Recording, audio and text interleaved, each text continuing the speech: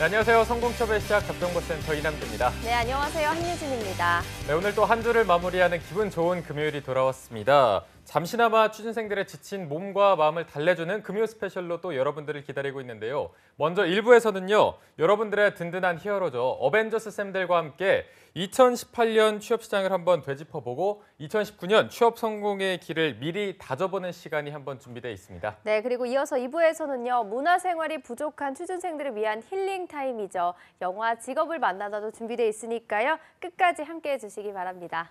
네, 지금 연말이라 싱숭생숭한 마음 1부에서 좀 다잡으시고 2부에서 또 저희와 함께 힐링을 하시면 될 것 같습니다. 여러분들을 위한 금요 스페셜 지금 바로 출발합니다.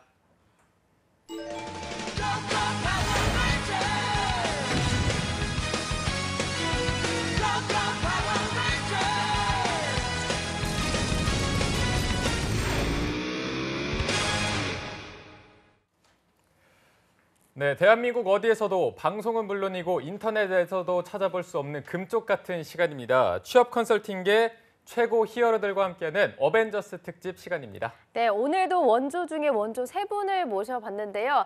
조합이 좀 특이해서 어떤 케미를 보여주실지 벌써부터 기대가 됩니다. 네. 한 분 한 분 소개해드리도록 하겠습니다. 커리어 칼리지의 류수환, 그리고 임송아 컨설턴트, 그리고 위포트의 조민혁 컨설턴트 세 분과 함께하겠습니다. 쌤들 안녕하세요. 안녕하십니까. 네, 반갑습니다.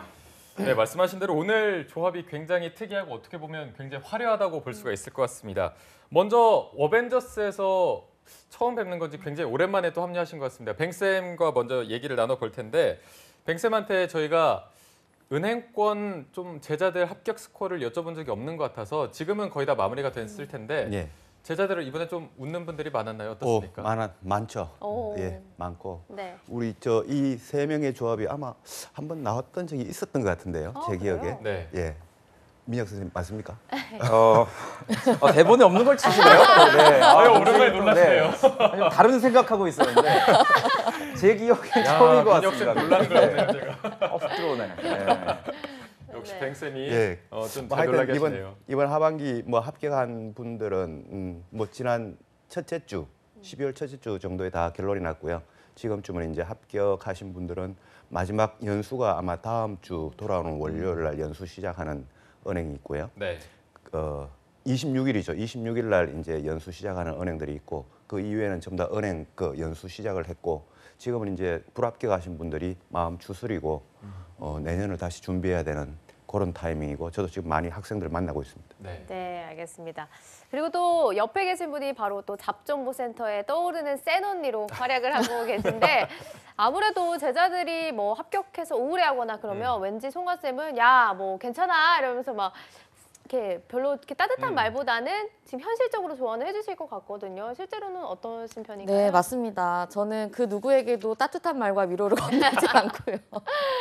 그래서 굉장히 이제 지금 아직도 남아있는 굉장히 좋은 곳들이 많이 있어요. 예를 들면 교직원 같은 데들이 이제 뭐 연세대, 건대 이런 데들이 떴기 때문에 그래서 저는 굉장히 우울해하는 취준생들을 위해서 매일 아침에 이제 알람 대신에 채용 공고 링크로 이제 잠이 네, 확 깨겠네요. 문자로 네, 깨워줘서 정말 괴로울 새도 없게 아. 괴롭혀주고 있습니다. 네, 알겠습니다. 네. 역시나 센 언니처럼 철저하게 괴롭혀주고 네. 계신데 네. 자, 이번 주는 또 저희가 이분과 함께 굉장히 많이 하고 있는 것 같습니다. 민혁 위크라고 해도 될 민혁 정도로 위크. 수요일부터 오늘 금요일 어벤져스까지 굉장히 바쁘게 일정을 소화해주고 계십니다. 이 정도 나오는 거에 좀 만족하시나요? 사실은 제가 책이 출간이 됐어요. 그래서 네. 제작진에게 제가 그 표정이군요. 좀 약간 무언의 압박을 아까 그 넣었는데 생각하셨군요. 이걸 어떻게 뭐 노골적으로 해야 되나 뭐 이런 얘기를 아, 네. 말씀해 주시죠. 뭐. 가까운 뭐 예스 이집사나 네. 뭐 많거든요 서점들 들려주시면 직무에 대한 책이 또 하나 출간이 돼서 직무에 대해서 잘 모르시는 분들 도움을 드릴 수 있을 것 같습니다. 네. 네. 저희가 듣기로는 뱅쌤도 책을 하나 내셨다고. 책이 뭐 몇 권 있어가지고 제가 뱅쌤이 많이 강해지셨어요. 그러니까요. 흔들리지 않으십니다. 네. 네, 어떤 그럼- 책에 대해서 좀 내신 건가요? 네. 요번에 저는 지금 하반기에 나왔던 책은 이번에 이제 은행들이 객관식 시험을 두고 있어서 객관식 시험 문제집이 나와 있고요. 내년 2월 달에는 이제 매경 테스트라고 이제 취준생들이 많이 보죠. 경제 파트를 제가 지금 적고 있고 지금 출판사에서 편집 작업하고 있습니다. 네. 네. 송아 쌤은 저는 내야 될 것 특이한 같아요. 조합이에요, 오늘. 네, 이게 참 뭐라도 내야 될 것 대화가- 같아요. 저는 이제 쇼핑몰을 아우. 네, 아, 거대하게 재오픈을 준비하고 아, 그렇군요. 있는데 네, 뭐 네. 그렇습니다. 알겠습니다. 재밌네요 오늘 좀. 그러니까요. 네. 취업 채용에서 최전선에서 일하고 계시는 세 분과 함께하도록 할 텐데 네. 지난 시간에는 2018년 채용 시장에서 핫 이슈들 여러 신조어들도 짚어보기도 했고 네. 내년 취업 시장은 어떨지 전망에 대해서도 알아보기도 했는데 시간이 좀 부족해서 많은 이야기를 다루지 못했잖아요. 맞습니다. 네. 그래서 저희가 그 안타까운 마음을 달래드리고자 오늘 그 시간을 한번 이어서 가볼까 합니다. 지난주에 저희가 첫 번째로 본 신조어가 자충수팩 네. 이거에 대해서 알아봤었는데 정말 뱅쌤이 보시기에서는 은행권에 지원하는 분들이 스펙이 좀 과도한 편인가요? 아니면 아직은 뭐 그 정도는 적절하다 이렇게 보시나요? 지금 방금 질문의 핵심만 보면 과도하다고 생각하냐고 하면 저는 과도하다고 생각을 합니다. 아, 네. 그러니까 좀 오버 스펙들이 은행권에 많이 지원하고 굳이 저 정도까지 할 필요 없다라고 하는 이런 생각이 많이 드는데요. 그런데도 이제 우리 취준생들 입장에서 이제 스펙이라고 이야기를 하면 그래도 은행이다 금융권이다 그러면 뭐 자격증이라고 하는 걸 이거를 떼놓을 수가 없거든요. 근데 저는 가장 최고의 스펙은 저는 지금 우리 취준생들은 이 말이 잘 실감이 가지 않을 겁니다. 근데 이제 면접을 보는 면접관의 입장에서는 그게 100% 실감이 가는 이 표현인데 그 가장 최고의 스펙이 뭐냐면 그게 자신감이라는 겁니다. 그 학교라든가 뭐 자격증이라든가 모든 게 아무것도 없는 상태에서도 이거 하나만 가지고 그냥 붙는 학생들이 있으니까요. 근데 아무리 그 스펙이 좋아도 이제 이게 없으면 또 떨어지는 그런 스펙이 이제 이 자신감이라는 스펙인데 이 자신감이라고 하는 이 스펙을 좀 이게 최고의 스펙이다. 그 이외에 이제 그 취업에 필요한 스펙이라면 뭐 학점이라든가 토익이라든가 자격증이라든가 이런 거를 이야기를 할 수 있는데 이 스펙들은 뭐 크게 저는 뭐 중요하다고 생각하지는 않습니다. 알겠습니다. 네, 알겠습니다. 그런데 또 이게 이과랑 문과는 스펙이 갖춰야 되는 게 다른 것 같아서 이과는 뭐 전공에 좀 집중하면 되겠지만 문과생들이 이게 불안하다 보니까 전공과 상관없는 스펙들이 정말 많잖아요. 이런 현상에 대해서 좀 어떻게 보시나요? 네, 그래서 이런 것들에 대해서 좀 저는 정말로 되짚어볼 필요가 있다고 생각을 합니다. 과거에는 자격증이라든지 아니면 어학연수 경험이라든지 토익 혹은 토익 스피킹 점수가 정말로 서류 합격에 영향을 줬던 때들도 분명히 존재를 하는데 네. 지금 현재는 가장 중요한 게 학점과 졸업했을 때의 그 전공 역량이라고 볼 수가 있는데요. 네. 그래서 제가 좀 자료를 하나 준비를 했는데 이렇게 해서 표를 좀 보시면 이게 실제로 네, 출처는 여기 나와 있고요. 이렇게 해서 보면 인사 담당자가 실제로 2018년도에 조사한 결과인데 가장 중요하게 생각하는 4대 스펙이 나와 있습니다.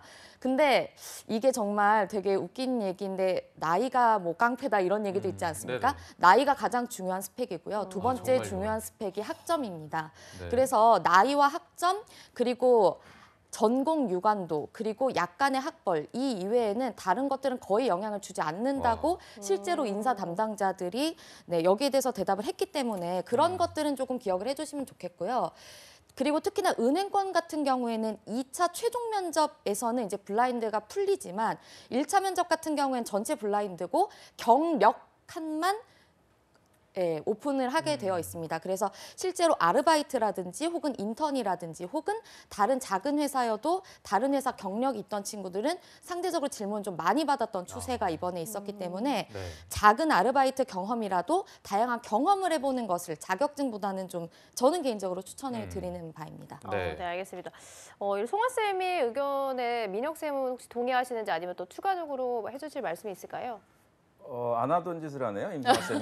뭘 준비를 또 한 바가지를 또 해가지고 굉장히 오랜만에 나오신다 그래서 또 뭘- 가만히 있을 수 없으니까. 대단합니다. 네. 네. 저는 일단 사례를 좀 가지고 말씀을 드릴게요. 두 선생님 말씀에 저도 전적으로 동감을 하고, 제가 이번에 출간된 책에 이제 실린 사례이기도 한데 여성분이 조리 전공자였는데 네. 헤럴드 코리아라고 아. 그 회사 계열사 중에 올가니카라는 회사가 있어요. 네. 이태원에 있는 그 제일기획 앞에 있는 네. 외식 그 뭐 스타벅스라든지 이런 그 프랜차이즈 쪽에 또 식제품을 공급하는 나름 괜찮은 중견 기업인데 이 지금은 현직자죠. 이분이 면접장에 원래 이분이 졸업한 학교가 원래 3년제였어요. 근데 4년제로 바뀌었거든요. 근데 이분이 원래는 4년제 대학을 갈 수 있었는데도 부모님하고 갈등을 하면서까지 자기가 좋아하는 조리 쪽으로 갔거든요. 그랬는데 이제 입학하고 나서 4년제로 바뀌어서 이제 학위를 땄는데 면접장에 갈 때마다 해외 대학교 졸업자들 그리고 또 뭐 석사 심지어 그 영국의 그 골든 램지인가요? 그 고든 램지. 고든 램지 그분 밑에서 있었던 뭐 조리 관련된 뭐 보조하시는 그러니까 엄청난 스펙 소위 분들이 경쟁자로 왔는데 네. 한 명 뽑는 직무에 이 분이 됐어요. 근데 다른 뭐 학교라든지 뭐 송아 쌤도 지금 말씀해 주셨듯이 뭐 나이라든지 이분이 불리했음에도 불구하고 제가 아직도 기억에 남는 게 면접 가기 전에 그 페이스북에다가 설문조사하는 걸 올렸어요. 그 회사 자기 어떤 직무에 대한 관심을 보이기 위해서 저도 그 설문조사를 한 기억이 있는데 그러니까 지원한 그 회사에 얼마나 내가 정말 노력을 하고 열정을 보였는지가 저는 그게 굉장히 중요한 스펙이라고 일단 생각이 들어요. 그러니까 무슨 말이냐면 우리 시청자분들도 저도 어제 이제 현장에서 무료 특강을 해서 한 40명 정도를 만났는데 물어보는 게 다 똑같아요. 이번에 하반기 때 불합격한 이유가 뭐 자격증이 없는 것 같다. 뭐 아까 송아 쌤 말씀하신 대로 뭐 어학 점수가 없는 것 같다. 근데 실제로 그렇지 않은 사례들도 굉장히 많거든요. 네, 상대적으로 불리한 스펙인데도 이제 합격하는 사례가 많고 네. 지금 합격자들을 제가 이렇게 쭉 보면은 재밌는 현상이 있어요. 그러니까 서류 통과는 굉장히 많이 돼요. 예전에 비해서 제가 학생들을 이렇게 만나보면 근데 이전 방송에도 말씀을 드렸지만 최종 합격하는 거는 뭐 뱅쌤은 굉장히 많은 학생들이 계신다고 했는데 저는 그렇진 않아요. 서류 통과율은 높은데 최종 합격하는 인원을 보면 저는 사실 예전보다는 지금 줄고 있거든요. 그거는 면접이 굉장히 지금 전형이 까다로워졌다는 거기 때문에 영상 보시는 분들이 저는 좀 준비하셔야 될 최고의 스펙은 면접에 대한 대비라고 저는 생각이 들어요. 지금 말씀드린 이런 사례들처럼. 네. 제가 매일 아침에 7시에 제 채널로 라이브를 하는데 오늘 아침에도 만났던 분인데 그 지난 방송 때도 말씀드렸는데 그 분의 친구인데 그 고졸. 예, 고졸이었는데 이분이 한전에 최종 합격을 19 했더라고요. 살에 지금. 예, 19살. 아. 그때 말씀드렸던 그 울산 에너지 고등학교 김준모 학생의 또 친구예요. 아, 네네. 네네. 예. 박현권 학생. 지금 합격자죠. 그래서 오늘 신체 검사를 받으러 간다고 그러더라고요. 그러니까 그 초대졸이든 고졸이든 뭐 이제 대학교를 졸업을 했든 석사든 자기가 준비를 확실히 안 하면 이제 면접에서 속된 말로 얄짤 없이 면접관이 떨어뜨리는 경우도 많고 어제 만났던 어떤 학생은 제가 얼굴을 기억했어요. 그 학생. 작년에 만난 학생이 또 온 거예요. 그 벌써 특정한 A 기업의 4번째 면접을 봤대요. 이번에 또 떨어졌어요. 아이고. 근데 그분이 굉장히 좋은 석사 경력을 가지고 있거든요. 그러니까 스펙상으로는 정말 나무랄 데가 없는데 저한테 마지막에 하는 질문이 그 왜 그 구직자들 많이 하고 있는 대외 활동을 자기가 해야 되냐 남은 기간 동안 그런 얘기를 하더라고요. 전혀 불필요한 스펙을 또 쌓으려고 하는 걸 보면은 결국 여러분들이 서류 통과가 지금 많이 안 되는 것 같지만 서류 통과가 됐을 때 면접을 얼마나 지금 확실하게 준비하느냐 그게 저는 최고의 스펙이라고 생각을 합니다. 근데 네. 저는 좀 궁금한 게 얘기를 들으면 들을수록 뭐 구직자들 입장에서는 진짜 나는 이 기업에 들어가고 싶어서 열심히 하는데 뭐 방법이 틀려서일 수도 있잖아요. 뭐 어떤 그렇죠. 거를 준비를 해야 그게 할까요? 좋은 질문이네요. 네, 이제 좀 한유진 아나운서가 이제 정신을 차리는데 좀 아프니까. 그러니까 그 노력이라는 게 결국에는 다른 사람들이 손쉽게 하지 않는 노력을 여러분들이 저는 하시는 게 맞다고 봐요. 그러니까 그냥 쉽게 떠올릴 수 있는 지금 어떻게 보면 저희 잡정보센터도 한 단계 도약해야 됩니다. 이제 늘 편한 방식의 이런 어벤져스 이제 해체해야 돼요.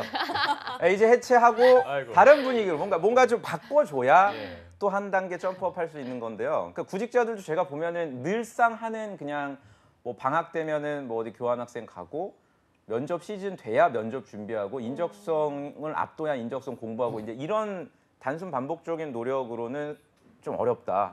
그러니까 좀 시간이 어느 정도 여유가 있을 때 내가 관심 있는 분야도 좀 찾아보고 현직자들도 좀 만나보고 구직 활동하고는 아무 관련이 없는 것 같지만 뉴스 기사라든지 신문, 종이 신문도 좀 평소에 보고 하면은 그런 노력들이 하나씩 모여서 경쟁력이 될 거라고 저는 생각을 해요. 여러분들이 지금 생각하시는 것보다 훨씬 전문성을 갖춘 분들이 신입사원 면접에 지원한다고 보시면 돼요. 제가 농담 삼아서 가끔 뭐 쇼미더머니 얘기를 하잖아요. 쇼미더머니 못지 않은 것 같아요. 이게 경쟁률이. 예. 그런 치열함을 좀 여러분들이 좀 인지하셨으면 좋겠습니다. 네, 민영 쌤이 계속해서 말씀하신 게 면접이 굉장히 까다로워졌다 이렇게 말씀하셔서 저희가 면접에 대한 신조어도 한번 알아보도록 하겠습니다. 두 번째 취업 신조어가 면가몰 이건데 송아 쌤 이게 어떤 건지 아시나요? 면접 몰라 뭐 이런 거 아닌가요? 몰라. 맞아요. 까만 추측하시면 됩니다. 까놓고 봐도 몰라 뭐 이런 오. 건가요? 면접은 까볼 때까지 모른다. 아 까볼 때까지 네, 면접은 모른다. 까볼 때까지 하다 모른다 하다 이런. 둘이 연기를 하는군요. 여기 분명 써 있습니다, 여러분들. 여기요, 이남규 면접은 까볼 때까지 모른다라는 뜻이라고 합니다. 이렇게 둘이 아주 이제 만담을 하다. 대외비 유출입니다. 그러니까 이런 식으로 되는 거예요, 방송이. 저희 동창이에요. 저희 학연 때문에 그랬습니다. 네, 좀 연기를 맞춰봤는데 네, 뭐 그렇습니다. 어쨌든 면접은 까볼 때까지 네, 모른다 네, 네. 해서 면접이 많은 분들이 좀 부담이 될 것 맞아요. 같습니다. 네. 그래서 세 분한테 면접 당시의 분위기가 어땠는지 뱅쌤은 어디 기업에 저는 들어가셨을 때? 은행에서 제가 면접을 6년을 봤죠. 네. 실제로 와. 6년을 봤는데 지금 조금 전에 명감올 그 표현 나왔지 않습니까? 근데 그게 신조어라는 게 저는 좀 신기하고 이게 신조어가 아니고 과거부터 계속 마찬가지였습니다. 이제 이런 어떤 세 어떤 음절의 그 조합이 나온 게 지금 이제 신조어라는 개념이지 예전부터 면접은 결과 최종 발표할 때까지 누구도 예측하지 못하는 게 이게 이제 면접이라는 그런 뉘앙스는 계속 있었고요. 네. 지금 명감올이라고 하는 이 말에 대해서 저는 100%, 120% 공감을 하고 실제로도 그랬습니다. 지금도 수없이 많은 학생들이 이제 면접 이번 하반기에도 면접 갔다 오면 저는 이렇게 봤는데 잘 봤는지 모르겠습니다. 이런 거를 질문을 합니다. 근데 제가 이제 답변을 하는 거는 이제 하나같이 다 그래 수고했다. 수고했고 결과 나올 때까지 그냥 기분 편하게 마음 편하게 그냥 기다려라. 그건 아무도 모른다. 나도 모른다. 나도 모르고 오로지 지금 그때 면접 봤던 그분들도 지금은 정확히 모른다.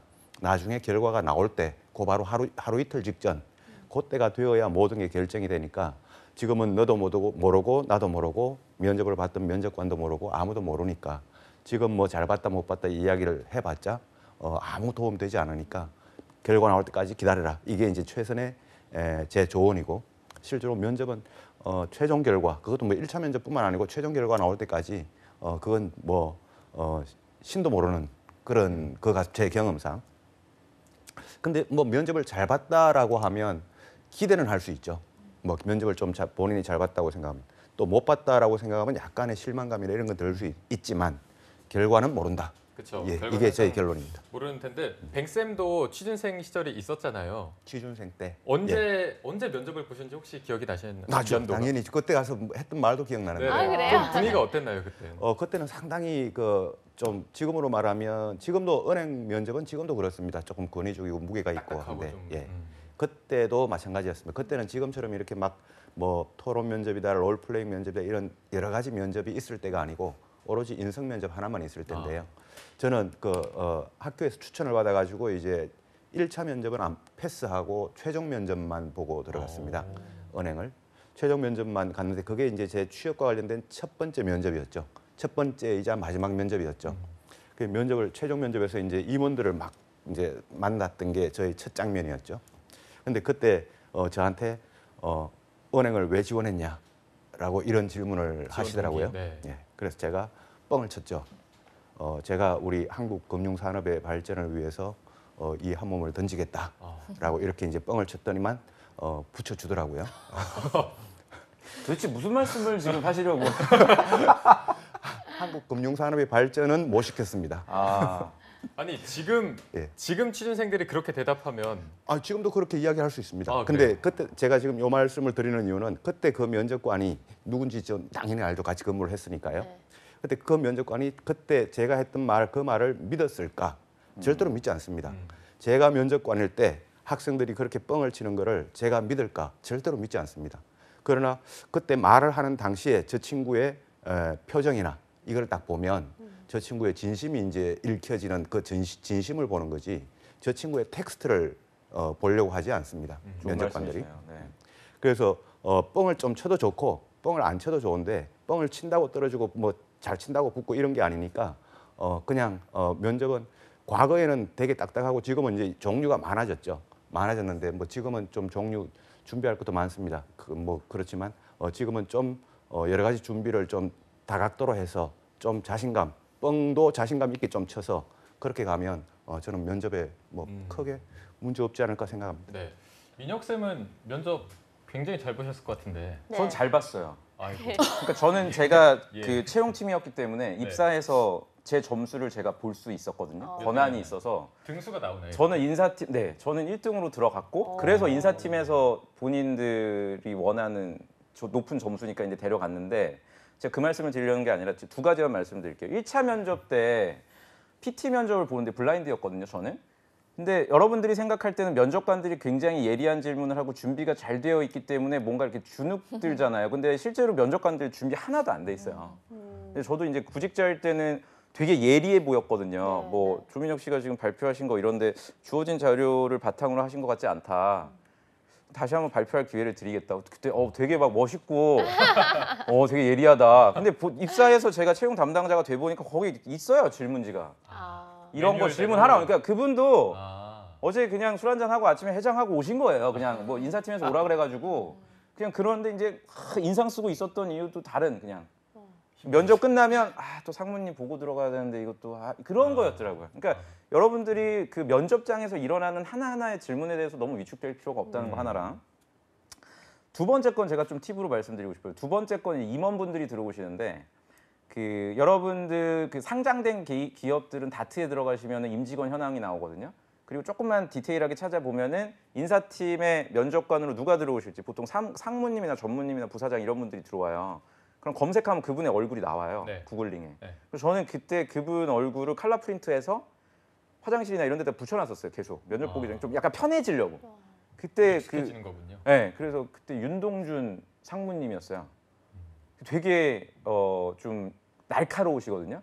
근데 이제 딱 실제로 들어가서 보니까 제가 자연스럽게 웃게 되더라고요. 약간 연예인 보는 느낌. 뭔가 맨날 이렇게 하다가 맨날 화장실에서 보던 와 안녕하십니까 지원자 누구인가 이렇게 되더라고요. 그냥 편안하게. 자연스러운 미소. 되게 자연스럽게 그냥 꾸미지 않고. 그러니까 뭔가 면접 상황에 결국은 여러분들이 익숙해지 못해서 탈락하는 거니까 뭐 과도하게 인위적으로 연습하기보다는 여러분들이 좀 면접 상황에 익숙할 수 있는 그런 작지만 현실적인 좋은 장치들을 좀 하시면 좋을 것 같아요. 진짜 네, 꿀팁이네요. 좋은 것 같습니다. 이거. 네, 저희가 계속해서 면접 얘기를 하고 있는데 뭐 민혁 쌤이 예전과는 면접이 많이 달라졌다. 면접의 준비를 많이 해야 한다라고 말을 하고 계신데 송아 쌤은 뭐 내가 면접 본 것 중에서 이것만 정말 기억에 남는다 하는 그런 게 있으신가요? 인생 면접 뭐 이런 거.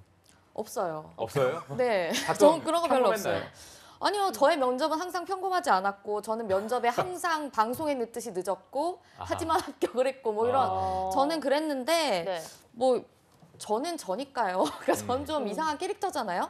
그리고 요즘엔 그런 게 먹히지 않아요. 근데 제가 늦었음에도 합격할 수 있었던 건 저 근데 되게 절박했어요. 항상 갈 때마다 절박하고 정말 여기 아니면 안 될 것 같고 여기에 뼈를 묻을 것 같이 선생님 말씀하신 대로 전 그런 진정성 있는 표정을 지었거든요. 그렇기 때문에 합격했고 전 정말 춤추라면 춤췄고 춤추라고 하기 전에 춤췄고 그러니까 꼭 춤이 좋은 건 아니었지만 전 그런 자세가 있었기 때문에 네. 그럼에도 합격을 했었고 하지만 요즘 면접은 좀 달라요. 요즘 면접에서는 그런 본인 뼈 필요 없습니다. 이렇게 하는 추세이고 그래서 또 제가 또 민혁 쌤 오신다고 준비 많이 했잖아요. 그래서 실제로 저희 친구들 중에서 이번에 사관왕이라고 하면은 여러분이 넘어가고 싶어하는 삼성, LG화학 그리고 민혁 쌤도 네, 한때 몸담으셨던 포스코 그리고 한화화학 4관왕 했던 친구 그리고 한화 계열사 3사 3관왕하고 1차 면접에서 실제 박수까지 받았고 삼성전자 합격하고 LG전자는 2차 면접 삼성 합격해서 안 가고 이랬던 3명의 굉장히 인상 깊은 친구들이 있어요. 그 친구들이 뛰어나서라기보다는 제가 가장 많이 혼냈고 제가 가장 많이 좋아했던 친구들인데 그 친구들은 정말 면접 전에 정말 전공 서적을 미친 듯이 파면서 본인 직무에 필요한 전공 공부들을 정말로 미친 듯이 했었거든요. 그래서 제가 드리고 싶은 말씀을 결론적으로 말씀드리자면 일단 이거는 제가 그냥 제 마음대로 적은 게 아니고 이게 이제 취업 포털 사이트 한 곳에서 실제로 인사 담당자들에게 설문조사를 한 결과인데 네. 면접에서 가장 보는 게 뭐냐 직무 능력 40.8% 그다음에 추가적으로 성실도 30.3% 그리고 우리가 되게 좋아하는 거 있잖아요. 저 친화력 그쪽으로 있습니다 한번 하는 거. 보여주실까요? 네. 친화력 별로 안 봐요. 10%도 안 됩니다. 아. 그러니까 결국엔 직무 역량 있고 그 직무를 성실하게 수행할 사람. 근데 성실하지 않다고 말하는 사람 없잖아요. 그러니까 직무 역량이 굉장히 중요하다는 거. 그리고 추가적으로 여기에 보면 인성 면접 비중이 97.2%예요. 여러분이 생각하시는 뭐 영어 면접, PT 면접 이런 것들 별로 생각보다 중요하지 않다는 것들 그런 게 굉장히 중요합니다. 그래서 저는 그 준비라는 게 일단 그 직무에서 어떤 업무 하는지 그리고 그 업무에서 하는 그 본인의 전공 지식이 어떤 것들이 필요한지를 정말 시험 전날처럼 미친 듯이 공부하고 가시는 게 결국엔 합격 포인트. 실제로 그 친구들이 말 잘 못하는 친구들이고 인성 관련 대답들은 잘한 것도 있고 못한 것도 있고 아씨 야 너 미래가 뿌연데 저도 사실 떨어질 줄 알았거든요. 근데 사과 나간 친구는 실명거론 안준석이라는 친구인데 네, 선생님 저 다 붙어가지고 어딜 가야 되죠 했었던 네. 근데 그 친구 같은 경우에 말 잘 못하는 친구고 야 난 세상 태어나서 너 같은 노잼은 처음 봤다 그랬는데 직무에 대한 대답을 너무 잘해서 결국 붙더라고요. 그게 전 정말 중요한 것 아마 같습니다. 쌤들이 말씀하신 진심이란 부분이랑 좀 통하는 것 같습니다. 네 맞습니다. 어쨌든 면접 트렌드가 변하고 있는데 아까 뱅쌤께서는 예전에 은행권은 굉장히 권위적이고 딱딱하고 지금도 그런 게 남아있다고는 하지만 제가 아는 분이 최근에 은행권 면접을 갔을 때는 롤 플레잉을 해서 진상 고객이 와서 이제 막 그 상황극을 하는데 거기에 대응하는 거를 많이 봤다고 하거든요. 네. 실제로 그런 걸 좀 많이 하나요? 그렇습니다. 지금 뭐 은행권 주요 메이저 은행이 한 6개 있죠. 6개 있는데 한 세 군데 한 50%는 그런 롤플레잉 면접을 합니다. 네. 그거는 뭐 이 친구가 얼마나 거기에 대해서 프로페셔널하게 응대하느냐 이게 아니고 그 어떤 직무의 전문성이라든가 그런 걸 보려고 하는 게 아니고 이 친구의 어떤 그 위기 상황 또는 어떤 대응하지 못할 그런 상황이 닥쳤을 때 이 지원자의 순발력이 어떠냐라고 하는 게 이게 그 면접의 포인트입니다. 그래서 평상시에 순발력 있게 이제 생활을 하고 활동을 했던 사람들은 그런 데 가서 순발력 있게 대응을 하고 순발력이 없는 분들은 이제 평상시에 훈련을 많이 해야 되는데 이 훈련보다는 생활 속에서 순발력 이게 키워지는 게 좋고 실제로 지금 롤플레잉 면접이나 뭐 여러 가지 면접은 은행에서도 면접이 한 대여섯 가지 뭐 되게 다양합니다. 네. 이게 일반 기업에서도 이런 롤플레잉 면접 많이 하나요, 실제로? BGF 리테일도 롤플레잉을 하고 그 CJ 같은 경우도 이제 심층 면접을 할 때 거기는 지금 장충동에 있는 엠베서더 호텔인가요? 거기를 이제 네네. 그 호텔 방을 갖다 면접장으로 바꿔가지고 굉장히 좀 그러니까 호텔에 놀러 가는 게 아니라 면접을 보러 가니까 양복 입고 이제 돌아다니고 이러면 좀 사람들이 그 좀 보면서 그런 시선이 또 좀 두렵기도 하고 그래서 면접 자체가 그런 상황을 주는 면접들이 굉장히 많아지고 있고요. 그리고 특정 기업 같은 경우에는 합숙 면접도 하고 뭐 은행권도 지금 하고 있지만 근데 이제 제가 드리고 싶은 말씀은 뭐냐면 채용 담당자들한테 드리고 싶은 말씀인데 이것도 이제 너무 벤치마킹을 서로 간에 많이 하다 보니까 면접 전형들도 이게 어떻게 보면 하나의 스펙이 돼서 상향 평준화가 되고 있어요. 면접 유형들이. 그러다 보니까 정말 어렵게 해서 면접 전형을 뚫고 간 분들의 스펙들이 굉장히 좋고 그리고 보통 그런 분들이 특정 한 기업만 합격하는 게 아니라 뭐 송하 쌤도 말씀하셨듯이 2개 이상 이제 합격을 한단 말이죠. 이제 이랬을 때 지원자가 확실한 어떤 기준이 없으면은 또 뭐 선택을 하지만 또 퇴사하는 경우들도 굉장히 많거든요. 그래서 그런 입사 이후까지도 채용 담당자들이 좀 고려를 한다면 정말 자기 회사에 맞는 그 면접 전형을 뭐 대표적인 게 삼성이겠죠. 삼성 같은 경우에는 그냥 원스톱으로 하루에 이제 면접 전형을 보고 있으니까 물론 창의성 면접이 최근에 추가되긴 했지만 네. 그런 것들도 한번 생각해 주시면 좋을 것 같아요. 제가 학생이 최근에 지금 연수 받고 있는데 KB 하나은행이 이번 주에 이제 연수 들어간 걸로 아는데 되게 우울하더라고요, 학생이. 왜요? 자기 여기 지금 오는 게 맞는지 사회적으로 좀 문제도 됐었고 근데 이 친구가 다른 회사도 면접을 합격했는데 이건 제 주관적인 의견인데 별로였대요. 그러니까 면접 전형이 네. 그 회사가 이렇게 면접 진행 요원부터 시작해서 지금 연수원에서 연수받는 뭐 커리큘럼이나 물론 이제 그게 이제 주관적인 의견인데 아까 말씀드린 대로 그 정도 훌륭한 회사에 입사할 정도면 또 다른 회사도 되니까 그런 좀 생각들도 드나 보더라고요 학생들이. 네. 그렇군요. 또 세 번째 취업 신조어도 살펴보면 네. 이건 뭐 좀 짠한 마음이 드는데 취반생, 돌취생이라고 어렵게 취업을 해도 다시 또 도로 구직자로 돌아간다는 뜻입니다.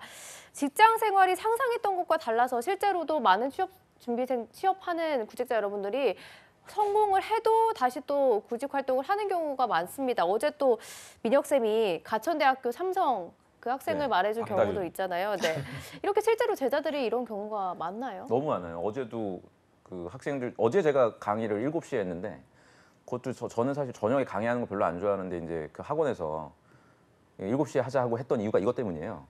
퇴근하고 오는 분들이 많아가지고 네, 우와. 그 학원을 전화가 오는 거예요. 조민혁 네. 쌤 수업을 뭐 왜 낮에만 하냐. 저는 4시 이후엔 강의를 안 해요. 네. 근데 어제 한번 하자 그래갖고 왔더니 아니나 다를까 한두 명씩 이제 지각을 하더라고요. 수업 때. 지각하는 걸 굉장히 안 좋아하는데 그러니까 보니까 이렇게 직장인 같은 느낌이 확실히 들어요. 그래서 나중에 특강 끝나고 잠깐씩 Q&A 시간을 갖는데 질문 받았던 한 10명 중에 한 6, 7명은 거짓말 아니라 전부 다 재직자가 한 3, 4명, 퇴사한 사람이 한 2, 3명.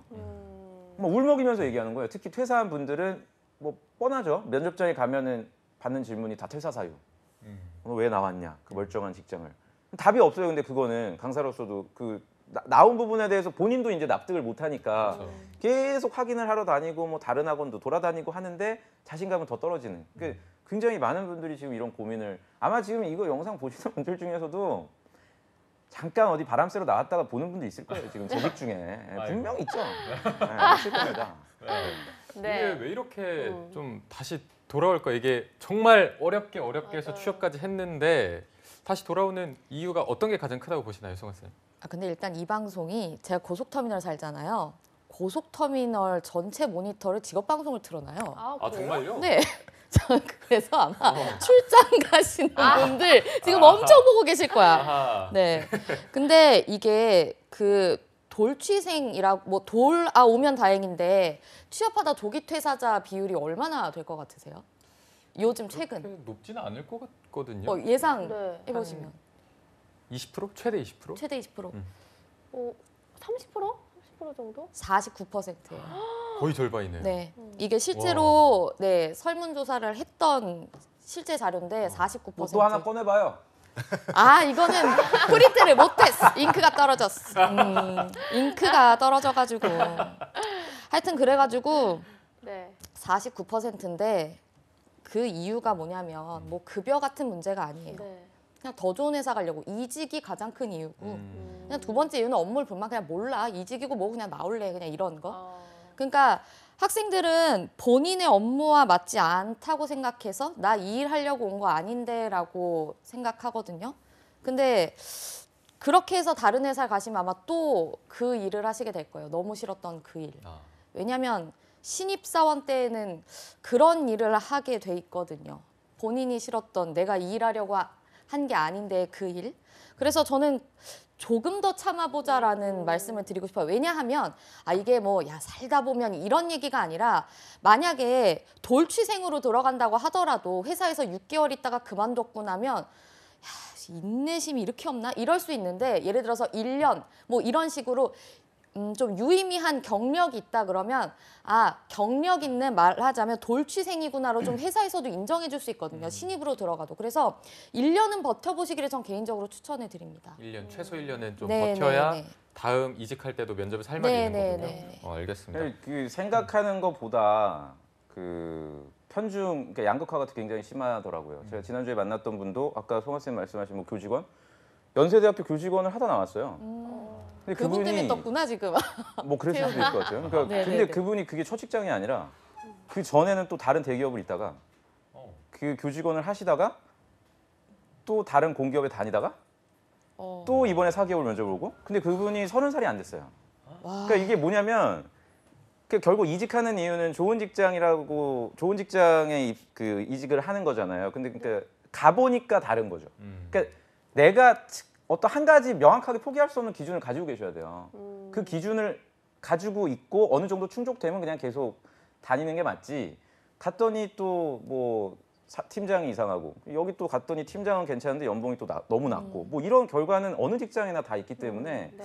자신의 확실한 좀 기준을 여러분들이 갖지 않으시면 결국에 뭐 좋은 결과를 만들지 못하더라고요. 네. 네. 그렇죠. 뱅쌤, 근데 은행권은 퇴사율이 그래도 조금은 낮은 좀 편 낮죠. 아닐까요? 그래도 네. 아까 우리 송하 선생님 말씀 주신 것처럼 49% 충분히 공감합니다. 은행권도 맥시멈 한 50% 가까이 되는 이런 은행 은행 이름은 이야기를 못 하겠지만 그 이 은행들이 있습니다. 그 입사 후 1년 새마을 안에 금고 아닙니까? 은행이요. 은행. 일단 던져봤습니다. 6대 시중은행 안에 6대 시중은행 중에 1년 후 퇴사율이 50%에 육박하는 그 은행이 있는데 뭐 이거는 그래도 은행은 다른 기업들보다는 네. 낮다고는 보여집니다. 그럼 최근에 이 돌아온 돌취생 그러니까 뭐 반수생 뭐 이런 개념이죠. 그럼 되게 많습니다. 정말 네. 많더라고요, 진짜. 예, 구직시장에. 네, 정말 돌취생도 있고 구직 활동 하기도 힘든데 또 취업을 해도 다시 돌아오는 현실인데요. 이렇게 힘들어하고 있는 취준생 여러분들에게 어벤져스 쌤들의 한마디를 들어봐야 할 것 같습니다. 오늘 위로를 안 해주신다고 했지만 송아 쌤 짧게 한번 부탁드릴게요. 네. 아, 위로요? 네. 네, 좀 해주시죠. 아, 위로 같은 위로 아닌 위로 같은 뭐 이런 말씀을 드리자면 2019년도 취업 시장은 그래도 아직은 말하자면 취업 가뭄이라는 그 폭탄이 터지기는 아직은 직전인 것 같습니다. 그래서 2019년까지는 아직 그렇게 TO가 목마른 TO의 가뭄 이러진 않을 것 같아서 아직까지는 그래도 여러분들이 취업하실 여지가 충분히 저는 있다고 봐요. 네. 2019년까지는 아직 여유가 있다. 그래서 2019년이 근데 조금 지나면 정말로 가뭄일 것 같고 아, 그래서 저는 뭐 2019년도 바짝 해서 어떻게든 취업하자. 근데 가장 TO가 많은 해라고 볼 수 있을 것 같아요. 공기업도 2019년도에 가장 TO를 많이 열기로 이미 정부에서 얘기를 했고 그리고 은행권도 조금 더 열릴 것이고 그리고 뭐 대기업도 아직까지는 그렇게 취업이 마르지 않았기 때문에 2019년도 가장 TO가 폭발할 이 시점에 꼭 취업 성공하시기를 바라겠습니다. 네. 네, 그리고 백 쌤도 한 말씀 부탁드립니다. 예, 저는 그 사자성어를 한번 그 제가 사자성어 딱 하면 떠오르는 사자성어 항상 있습니다. 크레센도라고 하는 네 글자입니다. 네. 이 크레센도 제가 만든 건 아니고 우리 그 은행 들어갔던 학생이 은행 자기소개서에 적었던 사자성어 적으라 그러니까 크레센도라고 이렇게 적었습니다. 네. 그래서 좀 더 세게, 좀 더 강하게 나가야 될 한 해가 2019년도가 되기를 바랍니다. 네, 네. 정말 좋은 말인데 마지막으로 또 민혁 쌤도 한 말씀 부탁드립니다. 좋은 일자리는 저는 줄어들 것 같아요. 네, 전체 일자리는 늘어나더라도 양질의 적어도 잡정보센터 보실 정도면은 진짜 좋은 일자리 원하실 텐데 그 만만치 않을 것 같기 때문에 결국엔 스타트를 빨리 하셔야 됩니다. 지금 가장 많이 받는 질문이 내년 공채 한 2달 정도 남았는데 어떤 걸 준비할까요가 많거든요. 내년 공채까지 지금 또 기다리시면 너무 늦어요. 생각보다 많은 기간이 남지가 않아서 지금 당장 지원하실 수 있는 곳들 하나둘씩 정리해 나가시기 바랍니다. 네, 알겠습니다. 오늘 또 세 분과 어벤져스 특집 시간을 한번 꾸며봤습니다. 커리어 칼리지의 류수환, 임송아 그리고 위포트의 조민혁 컨설턴트 세 분과 함께했습니다. 고맙습니다. 고맙습니다. 네, 잡정보센터 1부는 여기서 마무리해보고요. 잠시 후 2부에서는요. 일자리 방방곡곡에 준비되어 있고요. 네, 그리고 영화 직업을 만나다도 준비되어 있습니다. 네, 어디 가지 마시고요. 채널 고정.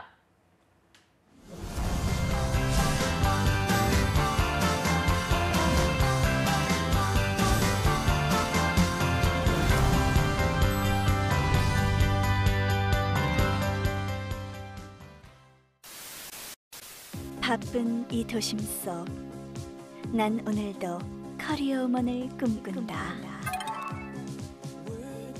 스펙, 자소서, 면접, 토탈 컨설팅까지 잡정보센터와 함께라면 두렵지 않아.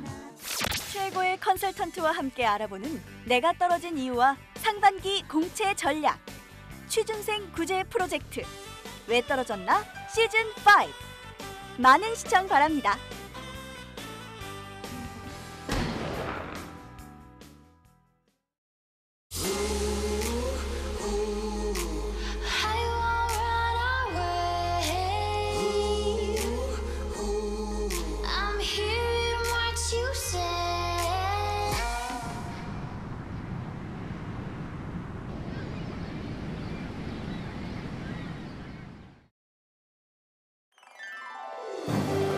한국 직업 방송을 보면 취업이 보입니다.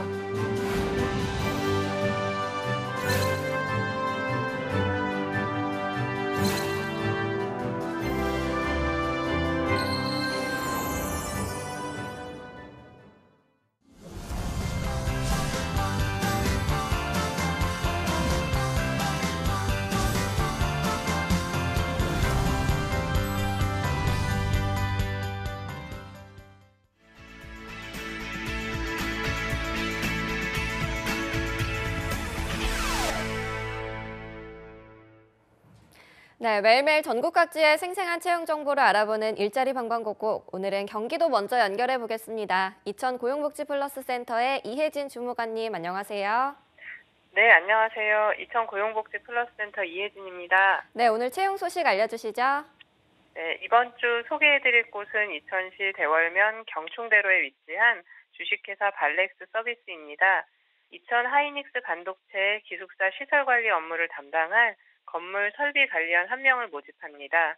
학력은 무관하나 3년 이상 경력자로 보일러 기능사와 공조 냉동기계 기능사 자격증이 있어야 합니다. 차량 소지자나 인근 거주자를 우대합니다. 격일 근무로 근무 시간은 오전 8시 30분부터 이길 오전 8시 30분까지입니다. 급여는 연봉 3,400만 원에서 3,500만 원입니다. 접수 마감은 12월 27일까지 이력서, 경력증명서를 이메일로 접수한다고 하니 워크넷의 채용 정보를 확인하신 후 지원하시기 바랍니다. 네, 3년 이상 경력의 설비관리원 1명을 채용하고 있습니다. 관심 있는 구직자 여러분들의 많은 지원 바랍니다. 주무관님 바로 다음 소식도 알려주시죠. 다음으로 소개해드릴 곳은 이천시 경충대로에 위치한 고려 환경건설 주식회사입니다. 이번에 오수 처리 시설 시공 및 시설 순회 관리 업무를 담당할 하수 폐수 처리 장치 조작원 1명을 모집합니다. 학력은 고졸 이상 박사 이하로 경력은 무관합니다. 수질 환경기사, 전기기사 자격증 소지자를 우대합니다. 주 5일 근무로 근무 시간은 오전 9시부터 오후 6시까지이고 급여는 연봉 3천만 원으로 면접 후 결정합니다. 접수 마감은 채용 시까지로 우편과 이메일로 이력서, 자기소개서, 졸업증명서, 경력증명서를 접수한 후 면접을 진행한다고 하니 자세한 사항은 워크넷 채용 정보를 확인하시기 바랍니다. 네, 경력이 무관한 구인건인데요. 채용 시 마감되는 구직건이기 때문에 관심 있는 분들의 빠른 지원 바라겠습니다. 주무관님 오늘 소식 고맙습니다. 고맙습니다. 네, 다음으로 인천으로 연결해 보겠습니다. 인천고용센터의 우정민 주무관님 안녕하세요.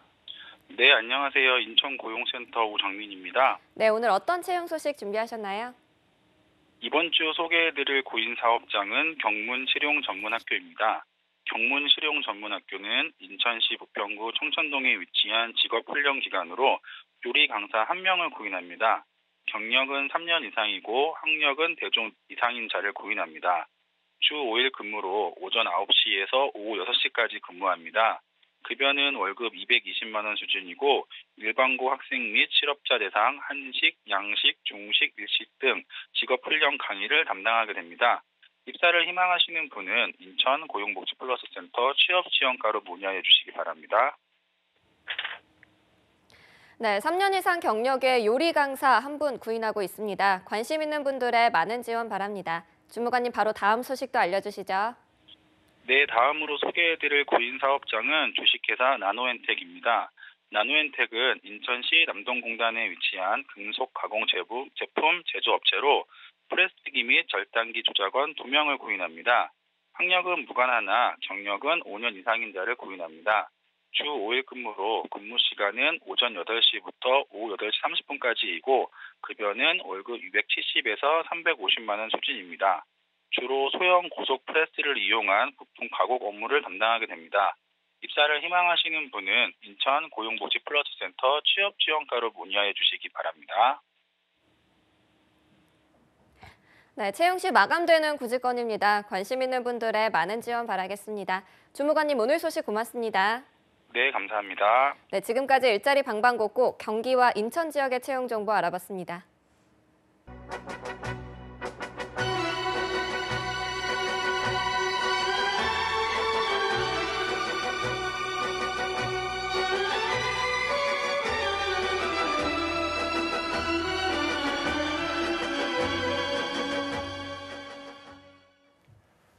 네, 취준생들의 힐링을 책임지고 있는 잡정보센터 금요 스페셜 이어서 영화도 감상하고 직업의 세계도 할 수 있는 영화 직업을 만나다 시간입니다. 네, 오늘도 영화를 통해서 직업의 세계를 더 자세하고 깊숙하게 소개해 주실 분입니다. 시내21의 이주연 기자님과 함께하겠습니다. 기자님 오랜만입니다. 네, 안녕하십니까. 네.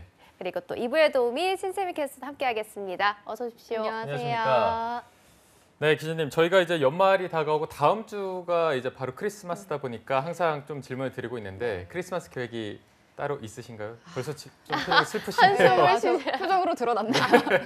저 특별한 계획은 없고 연말에 뭘 할까 생각을 해봤는데 이렇게 좀 나이를 먹으면서 이렇게 넓고 얇은 인간관계보다는 좁더라도 좀 깊은 인간관계에 집중하는 맞아요. 게 중요하겠다는 맞아요. 생각이 들더라고요.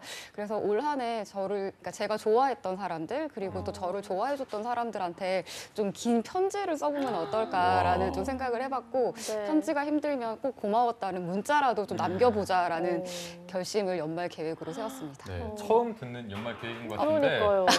정말 진심이 느껴지고 네. 좋은 계획인 것 네, 같습니다. 감사합니다. 만약 지인분들 중에서 이 방송을 보신다면 그 문자나 편지 받으면 정말 기분 좋을 것 같아요. 못 보내면 또 제가 또 죄인이 되는 아, 건가요? 그러네요. 못 받는 분들은 뭐야 나는 친한 사람이 아니었나 약간 좋은 사람이 이런 아닌 거야 생각이 들 수도 이러면서. 있겠지만 네. 저희도 좀 기대를 또 당황시켜드렸네요.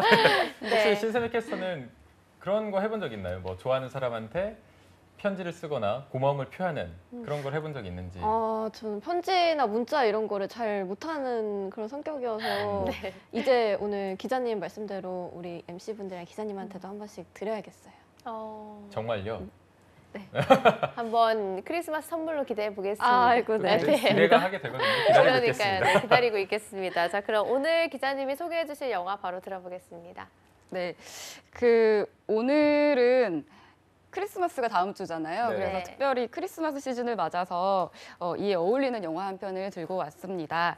크리스마스 하면 개인적으로는 산타 할아버지한테 선물을 받은 지 꽤 오래됐지만 산타가 떠오르잖아요. 맞아요. 예, 바로 산타 마을에서 자란 인간 요정 이야기 엘프라는 영화입니다. 네.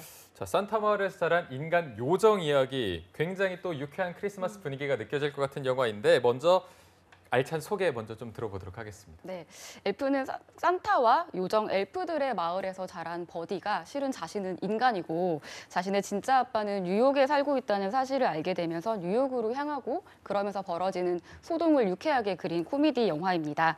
선천적으로 밝고 긍정적이고 쾌활한 성격을 지닌 요정들 사이에서 살았던 버디는 그 요정들의 특징을 고스란히 전수받아서 인간 세상에서도 눈치 보지 않고 그 천진난만함을 행동으로 보여줍니다.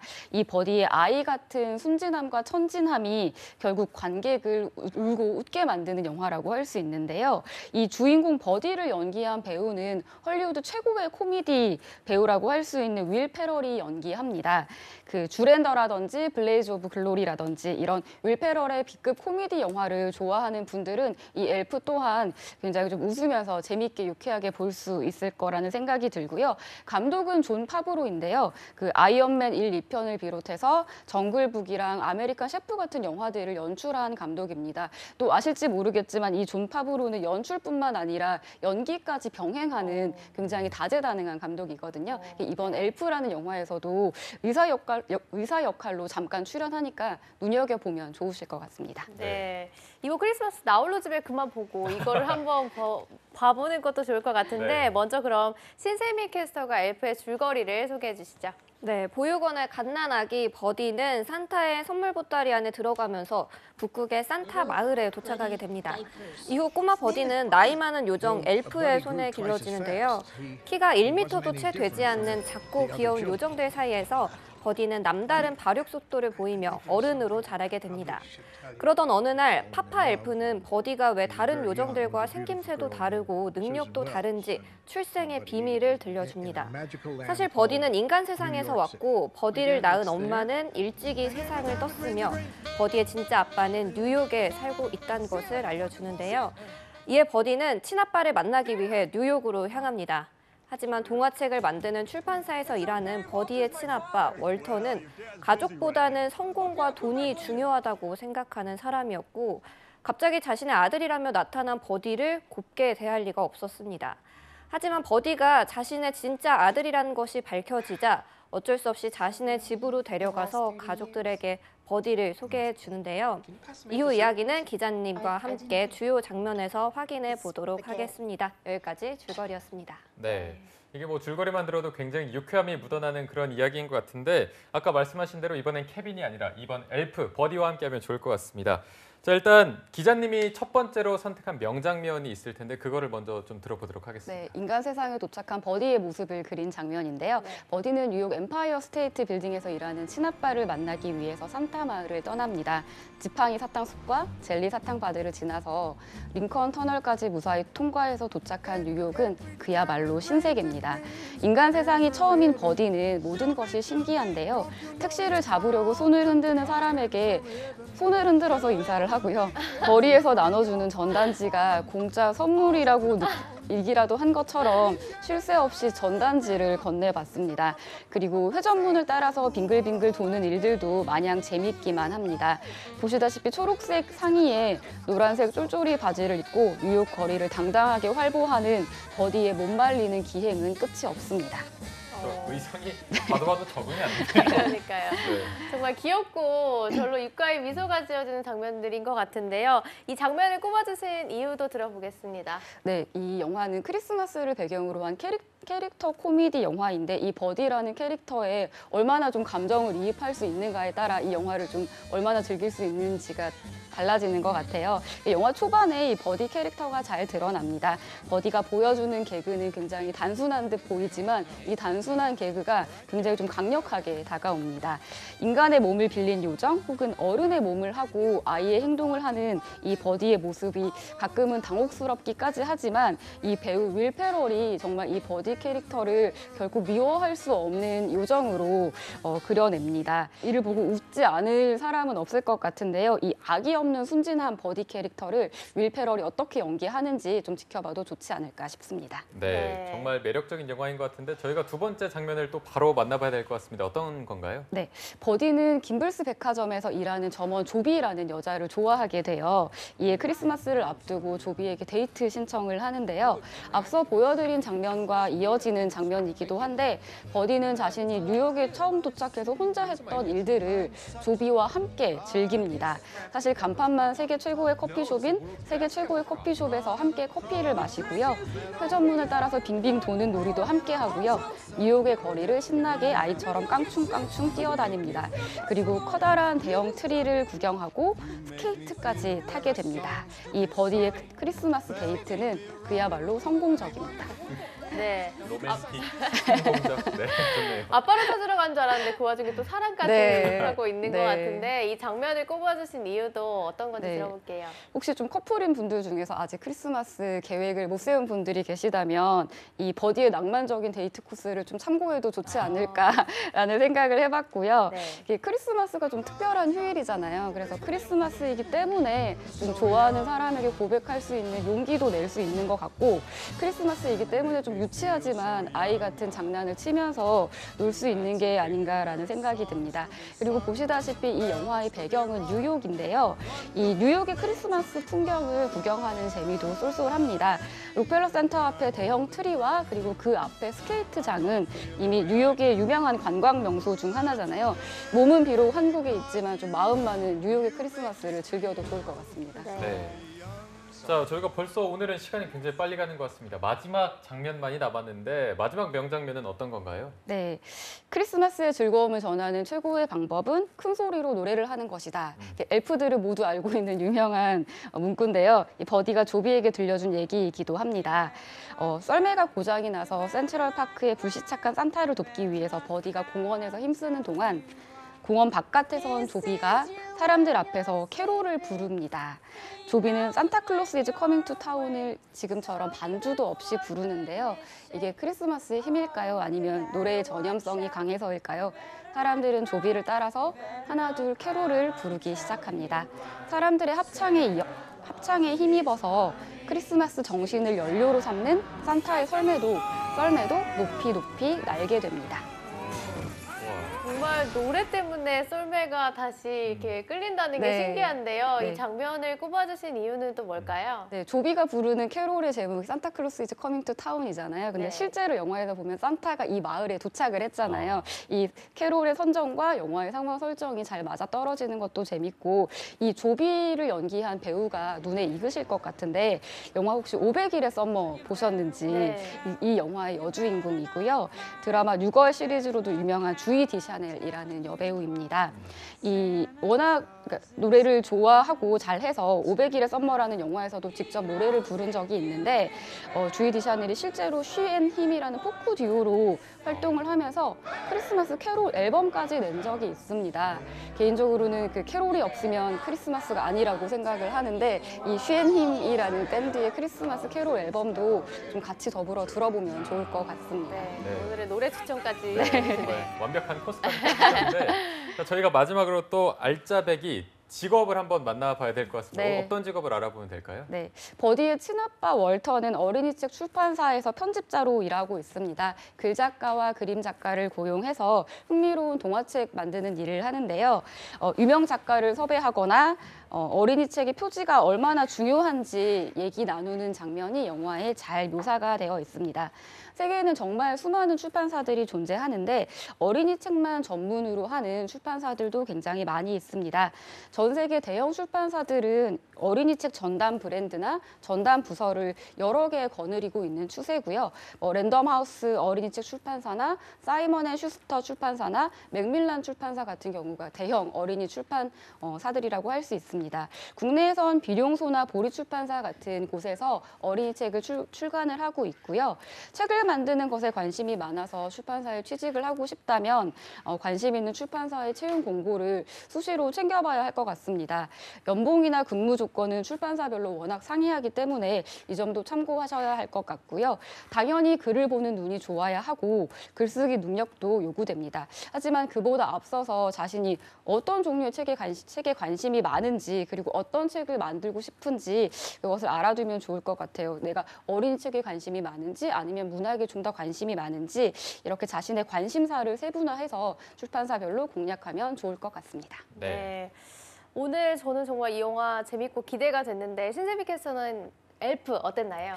네, 요즘 크리스마스가 다가오면서 뭐 트리나 캐롤만 들어도 좀 마음이 몽글몽글해졌는데 이게 또 크리스마스의 분위기를 한껏 몰아 넣어 놓은 것 같아요. 그래서 좀 따뜻해지고 좀 그런 동심으로 돌아가게 되는 그런 영화였던 것 같습니다. 네, 맞습니다. 자, 오늘 영화 직업을 만나다 시내 21의 이주현 기자님 그리고 신세임 캐스터 두 분과 함께했고요.